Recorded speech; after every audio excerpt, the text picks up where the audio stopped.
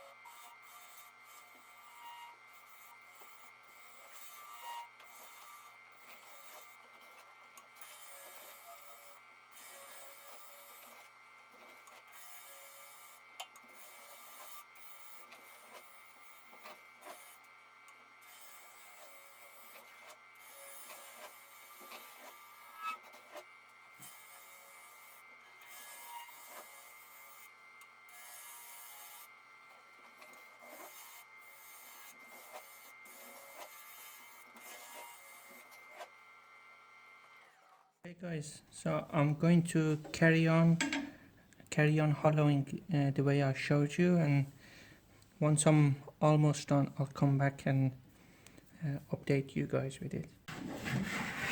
So guys, I've finished hollowing it. I've decided to have it as a cup instead of a lidded box because of the shape it is. So now I'm going to sand the inside and outside, and I'll come back and show you guys the finishing part. Okay guys, I've finished sanding to 400. Now I'm gonna apply Yorkshire grit. I'm gonna use microfiber cloth because it's so fine. If you use tissue, it's gonna scratch it.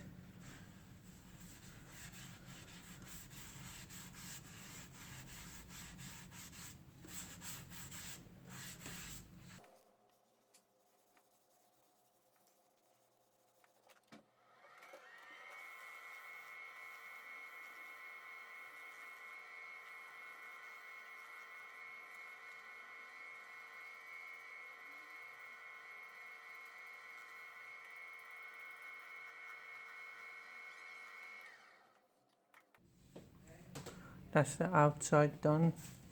I will apply microcrystalline wax on top of these two coats of it, and inside same way, Yorkshire grit and microcrystalline. But you gotta wait 20 minutes between each coat to dry to apply a next coat. So there we have it guys, all done. So pleased how it turned out.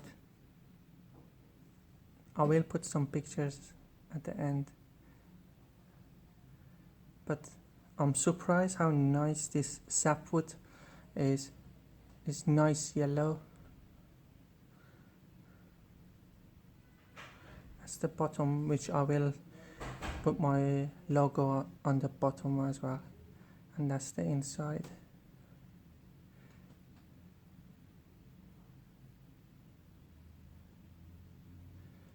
It's probably too dark to see anything, but it's very smooth. Thank you guys for watching. I hope you liked it. Sorry about not posting a video for the past 2 weeks, but we'll get back to it soon.